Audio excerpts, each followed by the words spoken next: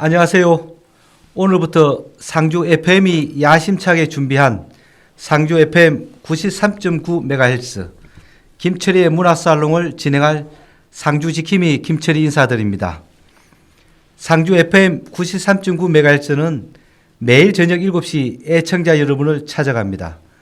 앞으로 김철희의 문화살롱은 지역사회의 다양한 분야에서 자기만의 색깔을 갖고 묵묵히 활동하고 있는 분들을 모시고 삶이 묻어나는 이야기, 지역사회가 나가야 할 방향에 대해 함께 고민하는 시간을 갖고자 합니다.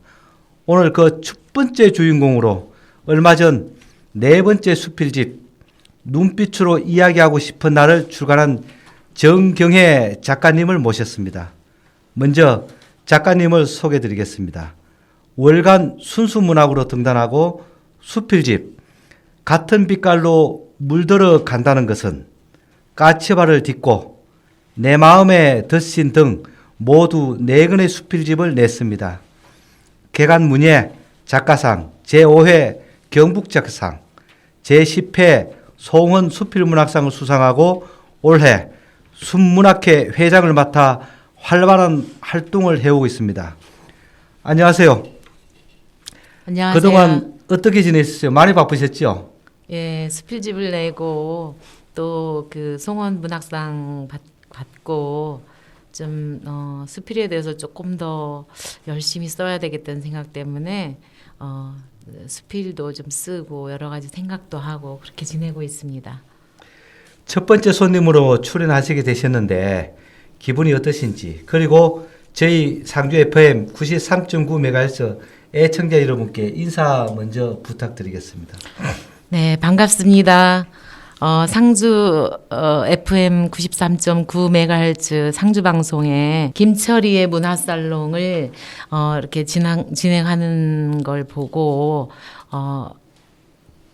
제가 출연하면 참 좋겠다는 생각을 했었는데 마침 이렇게 함께 하게 돼서 영광입니다. 많이 긴장하셨죠? 네. 네, 저희들 오늘 첫 번째 손님으로 나오셨는데 네.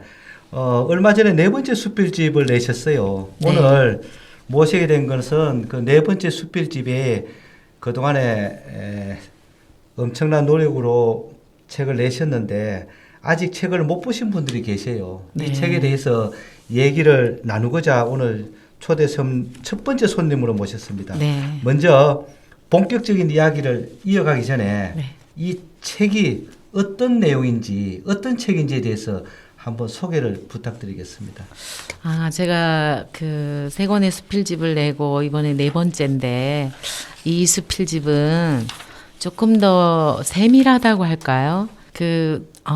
세밀하게 쓴 이유는 지금까지는 그냥 일상의 주변에 있었던 일들의 이야기이고 생활 이야기였거든요.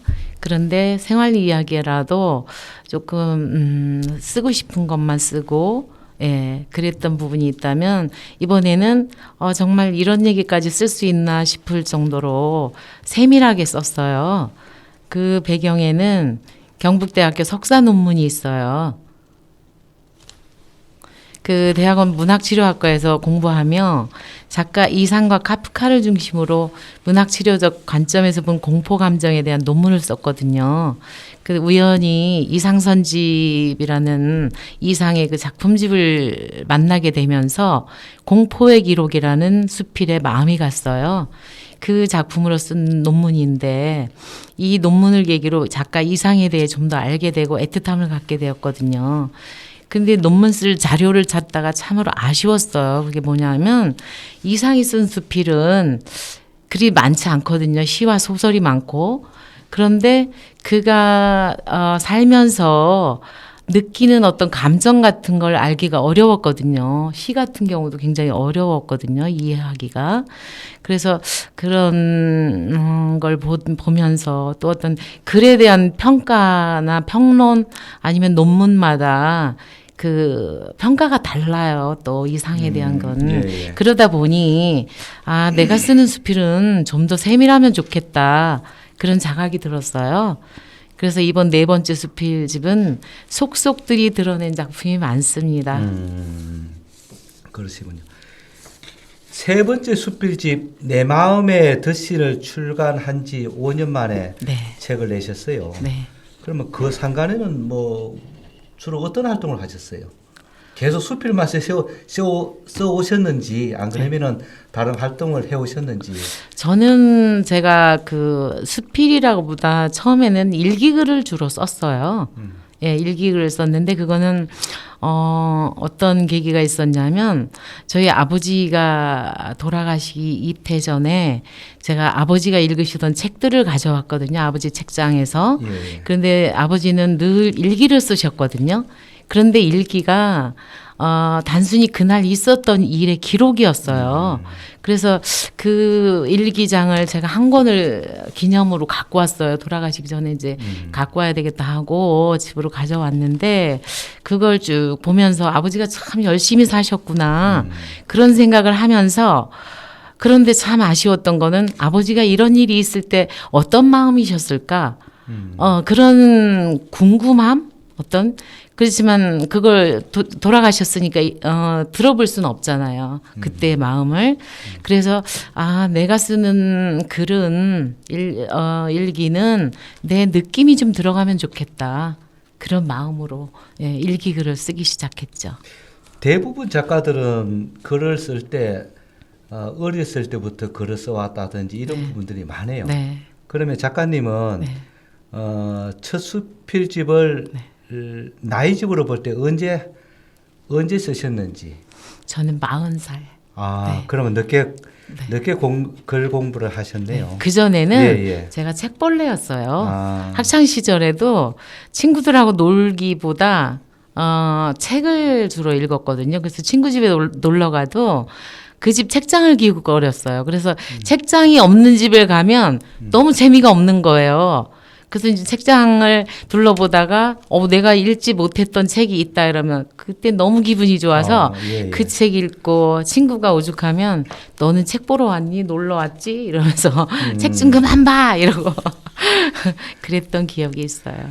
40살에 수필가로 등단하셨는데 사실 어렸을 때부터 글 쏘신 다른 작가분들보다는 좀 색다른 등단이신데 그럼 글 공부를 어떻게 하셨어요? 늦게 나와가지고 등단하셔가지고.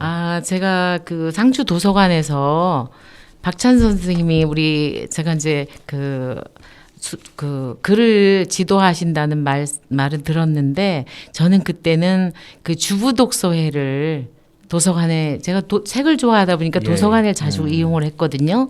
아이들 어렵고 하니까 그 도서관을 가니까 그 도서관 직원이 엽서에 뭘 붙이고 있더라고요. 그래서 가서 이렇게 보니까 주부 독서회 모임 알리는 안내문이었어요.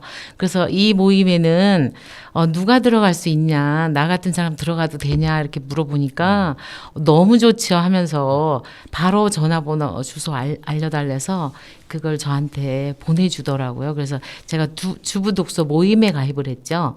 그러니까 거기에 있던 그 아는 언니가 그 이제 순문학회가 있다.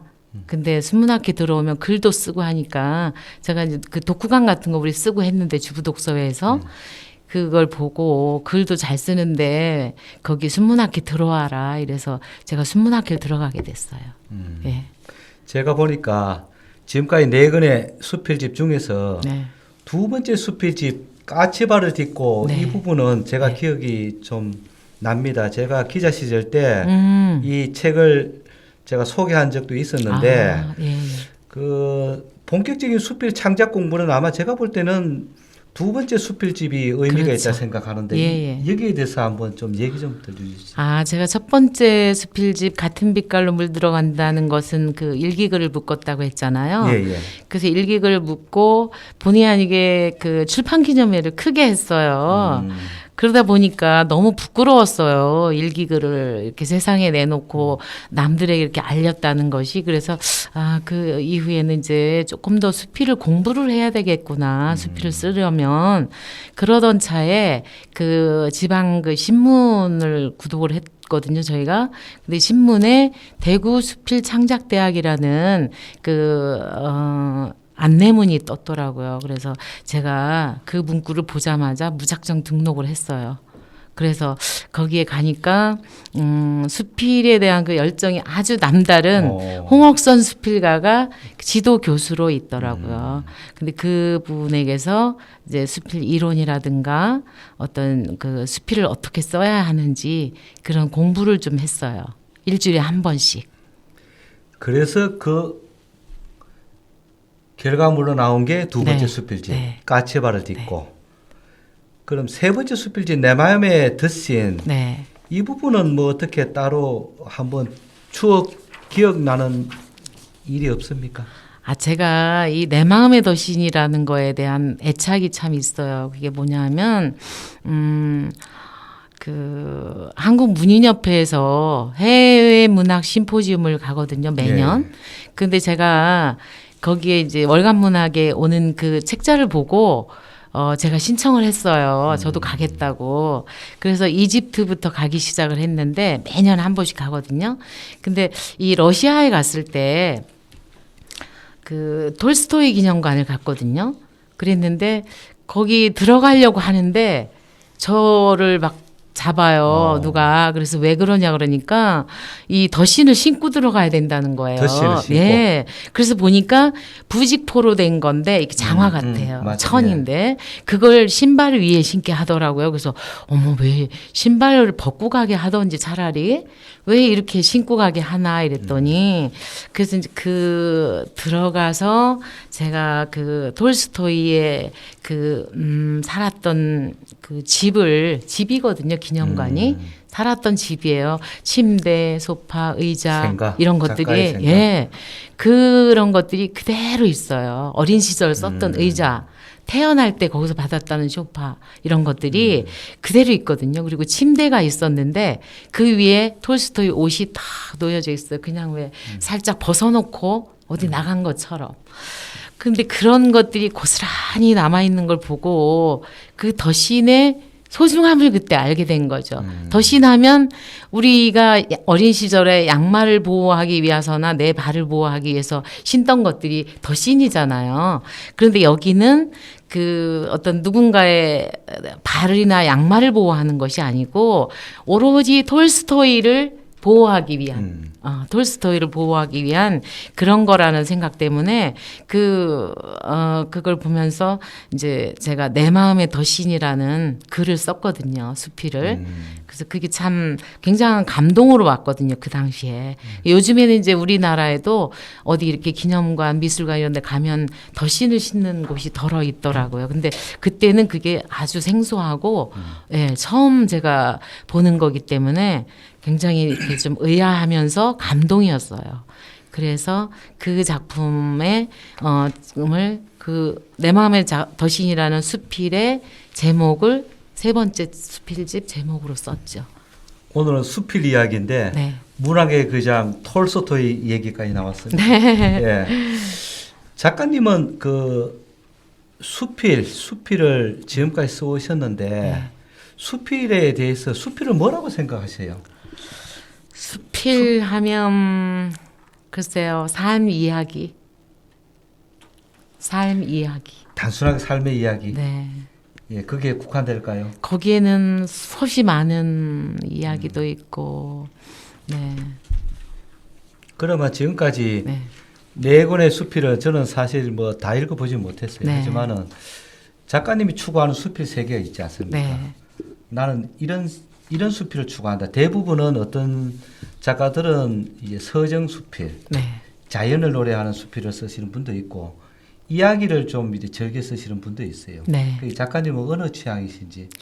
저는 피천득 인연으로 유명한 왜 피천득 수필가가 있잖아요. 예, 예. 그분의 수필이라는 수필이 있거든요. 거기에 보면 수필은 독백이며 그 쓰는 사람을 가장 솔직히 나타내는 문학 형식이다라고 말했어요. 근데 저는 그 말에 참 공감을 해요. 왜냐하면 저 역시 수필은 진솔해야 된다는 생각을 하고 있거든요. 그래서 진솔한 문학이라는 점에서 다른 어떤 장르의 작품보다 독자들에게 감동을 줄 수 있는 것이 수필이라는 생각을 해요. 그래서 제가 생각하는 수필은 진솔해야 된다는 거. 그러면 글을 쓰실 때 그 감동 있는 글을 소재를 어디서 찾습니까, 작가님? 저는 제가 처음에 일기글 쓸 때는 북천변 있잖아요. 저는 뒷내가라고 하거든요. 예. 북천변을 매일 걸었어요. 새벽에. 그러면 나갔다 오면 글 한 편이 떠올랐어요. 그런 식으로 어느 곳에서나 글감이 나와요. 그래서 버스를 타고 가면서도 글을 생각하고 떠오르기도 하고 또 어떤 사람을 보면서도 떠오르고 네. 그리고 어떤 자연 꽃이나 풍경 스쳐가는 풍경들 나무 뭐 모든 것이 저한테는 글감이 되고 있어요. 계속 수필 이야기를 이어가고 있는데요. 네. 그러면은 네 번째 수필집 눈빛으로 이야기하고 싶은 날 그 네. 이야기를 계속 이어가기 전에 네. 잠시 네. 정경애 작가가 추천한 첫 번째 곡 송골매가 1983년도에 부른 모두 다 사랑하리를 듣고 네. 이야기를 이어가도록 하겠습니다. 네. 잠시 후에 뵙겠습니다. 예, 송골매 모두 다 사랑하리. 여기에 뭐 얽힌 추억이 있습니까? 네. 제가 그 송골매 모두 다 사랑하리를 엄청 좋아했거든요. 그런데 그 공연을 덕수궁에서 한다는 거예요. 그게 어느 해인지 정확히 기억은 안 나요. 연도는 정확히 기억이 안 나는데 덕수궁에 갔거든요. 예. 그래서 야외 무대에서 그 송골매가 이 공연을 하더라고. 근데 그 감동이 정말 지금도 막 이렇게 감동이 전해지는 느낌이 드는데 그 송골매가 앞니가 이렇게 새가 떴는데 그것까지도 너무 멋있어 보이는 거예요. 그 노래가 좋아서 그래서 그 덕수궁의 그 모습과 함께 사람들이 엄청 많았었거든요. 그 모습이 지금도 눈에 선해요. 그 노래해 주는 감동하고 같이. 돌닦임도 생각나고. 네. 예. 못다한 네 번째 수필집 눈빛으로 이야기하고 싶은 날에 대해서 얘기를 이어가겠습니다. 네. 작가님이 쓰신 이 네 번째 수필집 네. 우리 삶의 이야기를 하셨는데 네. 아마 이 작품 중에서 아마 애착이 가는 작품이 있을 것 같아요. 네. 그 애착이 가는 작품에 대해서 좀 얘기 좀 해주십시오. 네, 제가 그 네 번째 수필집에 들어있는 작품들을 참 좋아해요. 그게 왜 그러냐면 사람 이야기였거든요. 제 주변에 엄마의 이야기, 뭐 아버지 이야기, 오빠 이야기, 또 그 지인들 이야기, 사람들 이야기인데 그래서 더 애착을 갖고 있어요. 제목도 아마 그래서 눈빛으로 이야기하고 싶은 날로 정한 것 같은데 그런 게 크고요. 거기 그 중에서도 제가 좀 여기서 좀 말씀드리고 싶은 수필은 눈빛으로 이야기하고 싶은 날하고 숨쉬는 북천이 있어요. 예. 네, 눈빛으로 이야기하고 싶은 날은 제가 성격상 어디 이렇게 드러내는 걸 참 잘 못해요. 그래서 그냥 어디 가나 있는 듯 없는 듯.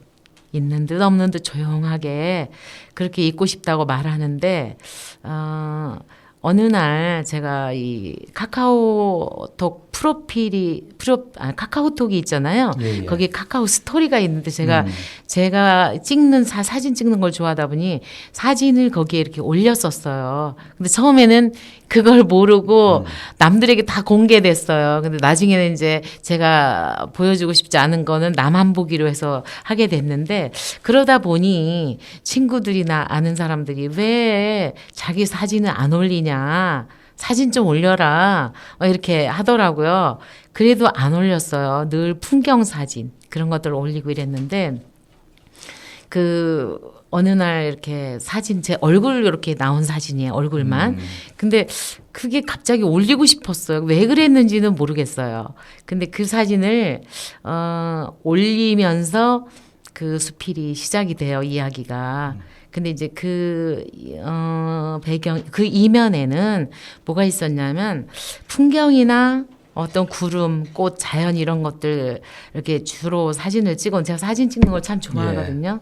근데 이제 그러다 보니 풍경이나 이런 게 아름다운 곳이나 뭐 이렇게 좀 멋있는 거 있으면 무조건 찍거든요. 그랬는데 어느 날 그 화북 그 맹문동 꽃밭이 있잖아요, 솔밭. 거기에 갔어요. 그래서 사진을 막 찍다 보니까 제 그 카메라 요 프레임 안에 가족 사진을 찍는 가족의 모습이 들어 있었어요. 가족이 이렇게 서 있고 찍는 사람의 모습까지 딱 들어왔어요. 그래서 그 모습을 보면서 너무 아름다운 거예요. 마음이 일렁이면서. 그래서 그걸 제가 찍었어요. 뒷모습하고 사진 찍는 사람은 뒷모습이고 가족은 쭉 서 있고 그 3대가 찍는 모습이었는데 그 사진을 볼 때마다 제가 마음이 너무 좋은 거예요. 왠지 훈훈해지는 이쯤에는 이제 이 가족들의 소중함 어떤 그런 것들을 많이 느끼게 되거든요. 그래서 그런 그 사진을 계기로 해서 이제는 풍경이나 어떤 그런 것들 속에 사람이 꼭 들어가게 그렇게 찍게 되더라고요. 저도 모르게. 사람이 늘 들어갔어요. 그래서 이제 그런 것들 이렇게 하고 이러면서 내가 왜 그런 마음이 더 들었을까? 이런 것은 어쩌면 그 외로움 아니었을까? 그래서 그 사람들의 눈빛을 마주 보면서 끊임없이 이야기를 나누고 싶었던 그런 간절함 아니었을까? 이런 생각이 들었어요. 그래서 제목도 눈빛으로 이야기하고 싶은 날로 했고요. 예, 얼마 전 그 지금은 벚꽃이 네. 다 졌죠. 네. 상주는 북천이 벚꽃으로 네. 참 아름다운 곳이라요. 네. 그 북천 벚꽃과 연관된 글도 있죠. 예, 제가 벚꽃과 연관된 글도 있지만 북천에 대해서 제가 매일 걷다 보니 이게 매일 걷기 시작한 거는 뭐 10몇 년, 20몇 년 됐을 거예요. 그렇게 걷다 보니까 그 수필 한 편을 쓰게 됐는데 숨쉬는 북천이라는 그래서 제목은 제가 그 북천을 알리는 알림판이 있거든요. 그 북천에 가면 거기에 있는 그 제목이에요. 그런데 이 매일 새벽 그 북천변을 걸으면서 보고 느낀 것들을 기록한 수필인데 거기에 가면 쉼없이 흐르는 그 냇물이 있고 또 식물이 자고 날아 그 쓰러져가는 모습을 그대로 볼 수가 있잖아요.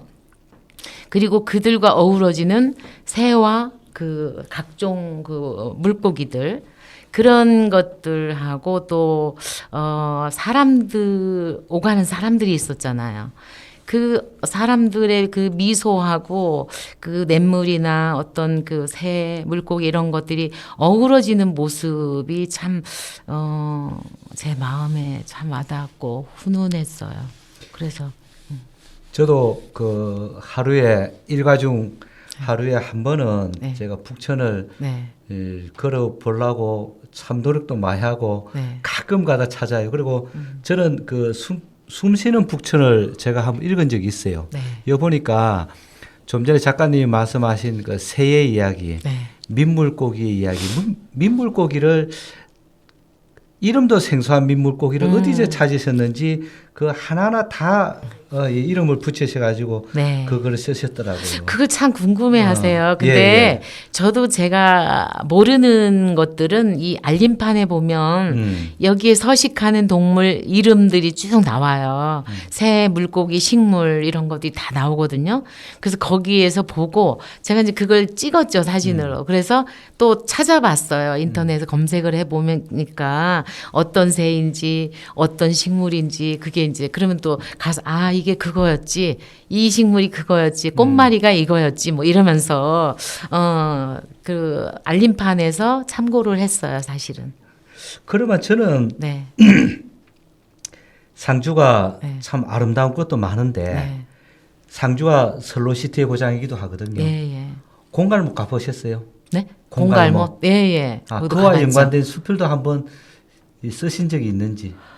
아직 못 쓴 것 같아요. 그러면 꼭 써보세요. 요번에 예, 지금 예. 쓰고 있는 수필이 있거든요. 어떤 거기에 수필이시- 예, 한번 말씀해 주세요. 제가 지금 쓰고 있는 수필은 그 저기 아유 뭐지?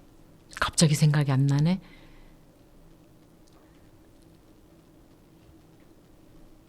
굳이 굳이 그거 아니라도 공갈목과 연관된 수필이 있어요. 뭐였냐면 안개비가 내리는 날 제가 이렇게 예. 버스를 타고 서울에 가면서 그 이렇게 스쳐가면서 그 공갈못을 이렇게 바라봤었거든요. 예, 예. 근데 이제 공갈못이 우리가 상주 민요도 있고 공갈못 노래 있잖아요. 맞아요. 예, 예. 그래서 늘 거기 지나가면 그냥 안 지나가고 이렇게 한 번 더 쳐다보게 되거든요. 예. 그래서 지금 거기 수필에 그게 내용이 들어가고 있어요. 제가 쓰는 수필에. 저는 그 앞으로 우리 정경애 작가님이 네. 이 5집에는 네. 상주의 아름다운 모습을 네. 한번 많이 담아 가지고 읽는 독자들이 네. 수필 한 편을 통해서 영상을 보듯이 아름다운 상주의 모습을 네. 한번 추억해 보는 그런 글을 쓰시기를 저는 한번 기대를 해 보겠습니다. 그럼 다음 이야기로 넘어가겠습니다. 네. 작가님이 그 수필가로 아니면은 문학가로 존경하시는 분이 있으신지? 제가 그 학창 시절에는 우리 그 나무로 유명한 이양하 수필가, 민태원, 김용준, 피천득 뭐 이런 수필가들에 대해 굉장히 그 수필을 읽으면서 문학의 꿈을 키웠잖아요. 근데 이제 성인이 되고 수필가가 되면서 그 어떤 수필가의 어떤 작품이 좋다 이런 것도 있지만 그 작가들마다 수필마다 그 한 편 한 편이 다 소중하다고 느껴지더라고요. 왜냐하면 그 수필을 읽다 보면 수필가들마다 그 특징이 있거든요. 그래서 읽으면서 가슴에 통증이 느껴질 정도로 아픔이 있는 수필이 있고 또 가슴이 따뜻해지는 수필도 있어요. 그런가 하면 또 위트가 있어서 읽는 내내 깔깔대게 만드는 수필도 있거든요. 그래서 그런 것들이 어떤 한 사람을 딱 거론하기보다 그 수필이 참 아름답고 우리 마음에 와닿게 우리 마음에 감동을 주는 것이 수필이구나. 그래서 수필이 참 소중하구나. 그런 생각을 늘 합니다. 그러면서 그 특히 이제 제가 좋아하는 그 작가는 그 박완서 선생님이거든요. 예. 그분은 이제 소설로도 유명하지만 저는 이제 그분의 산문집이라고 이름을 붙였지만 수필인데 그 박완서 선생님의 수필을 참 좋아해요. 그게 뭐냐면 이야기가 있거든요. 또 삶의 희로애락이 있어요. 그래서 박완서 선생의 그 수필을 참 좋아합니다. 저는 그 이 대목에서 작가님과 박완서 소설가님의 공통점이 하나 있다고 생각해요. 왜 그런가 하면은 네. 두 분 다 40세에 네.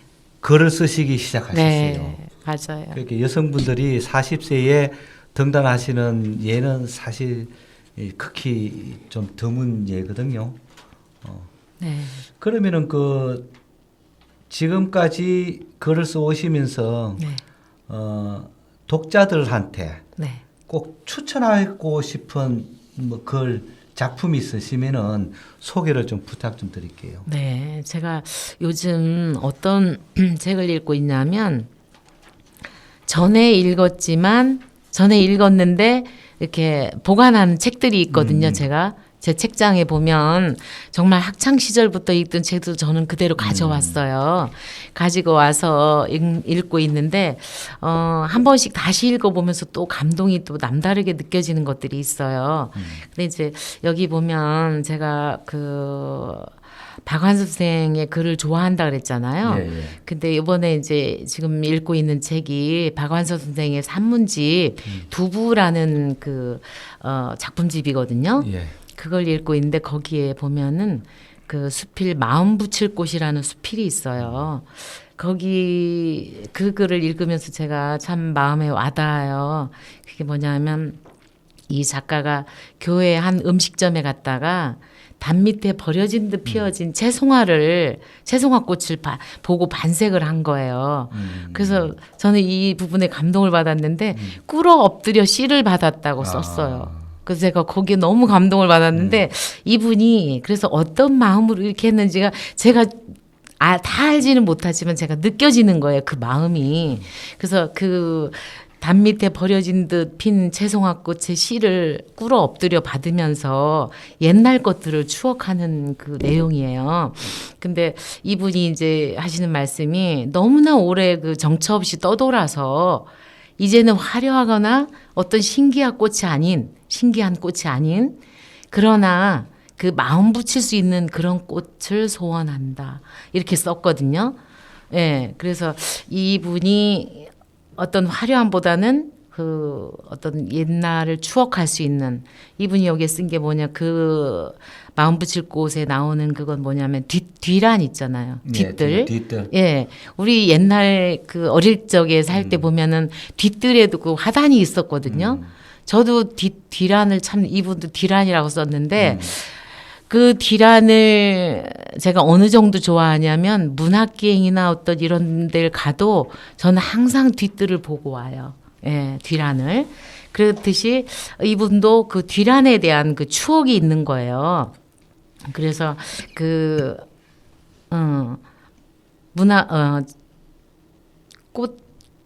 뒷뜰에 보면은 그 어린 시절 여러 가지 그 지금은 볼 수 없는 꽃들. 지금 크고 화려하고 이런 꽃들이 많이 정원마다 있잖아요. 길가에도 그렇고.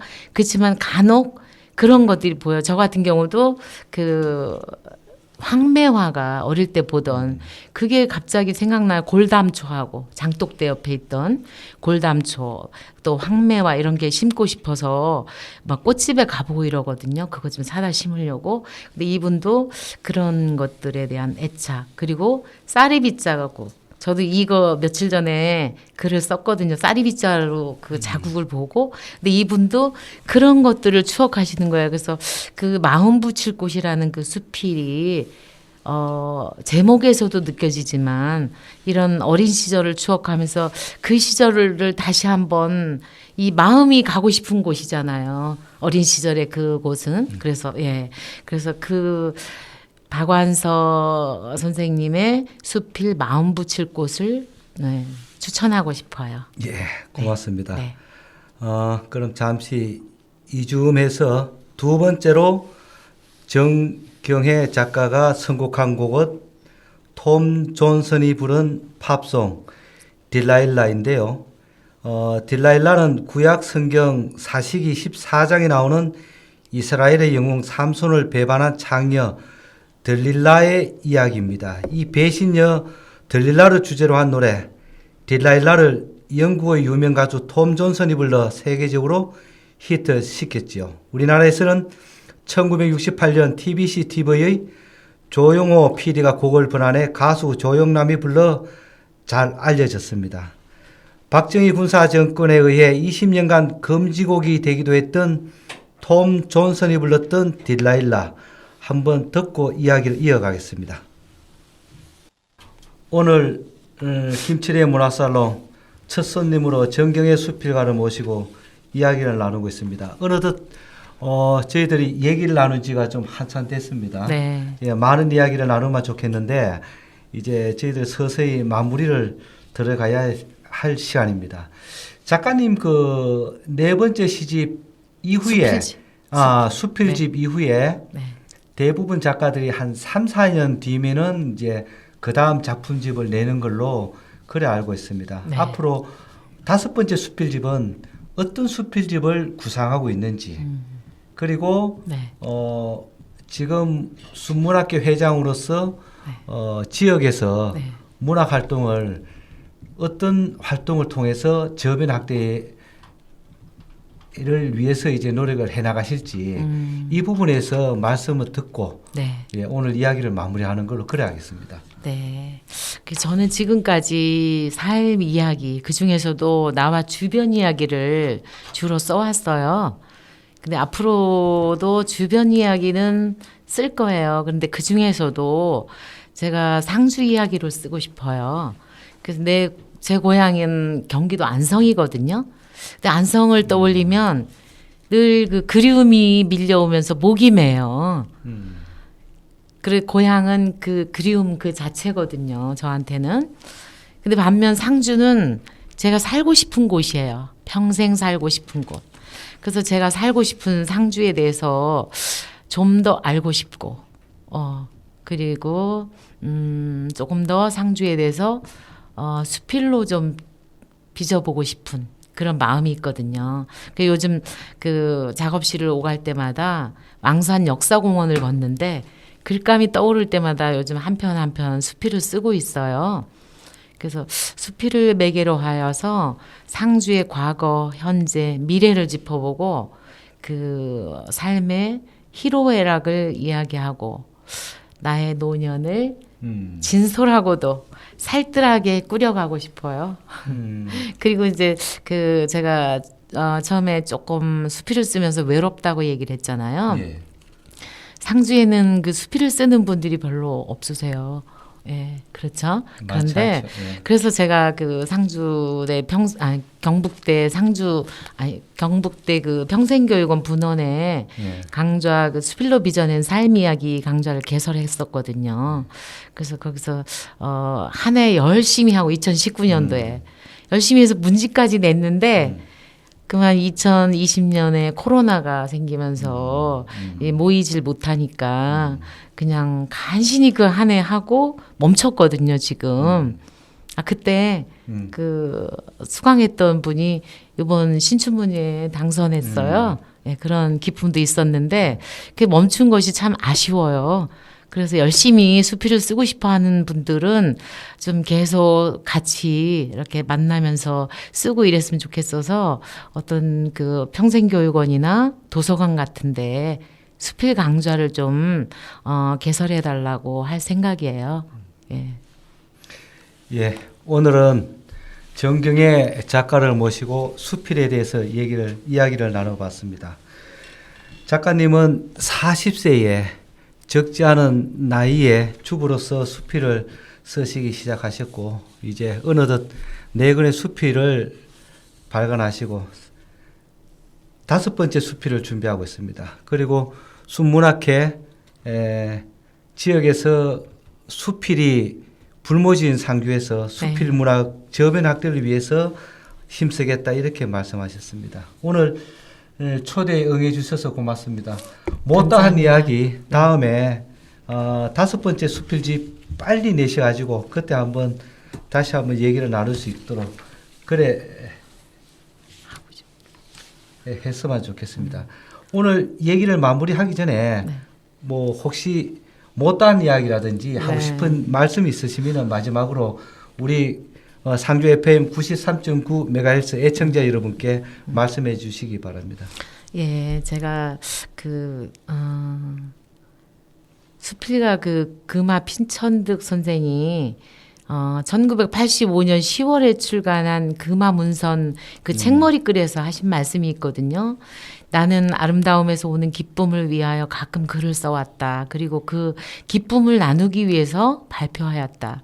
시나 수필이나 다 나의 어쩌다 오는 복된 시간의 열매들이다라고 그 책머리글에서 말씀을 하셨는데 제가 그 삶에서 느끼는 희로애락을 수필로 빚어 발표했을 때 독자가 왈칵 눈물을 쏟거나 가슴이 따뜻해져서 빙글에 미소를 지을 수 있다면 참 좋겠다는 생각을 합니다. 예, 고맙습니다. 오늘 정경애 작가를 모시고 이야기를 나눠봤습니다. 정경애 작가가 애청자 여러분을 위해 선곡한 마지막 노래는 나훈아의 대표곡 고향역입니다. 이 곡은 1972년에 발매된 곡으로 시골 기차역을 경적 울리며 힘차게 달려가던 통일호 기차를 추억하시는 분들에게는 아련한 추억을 선물하는 곡이 아닐까 합니다.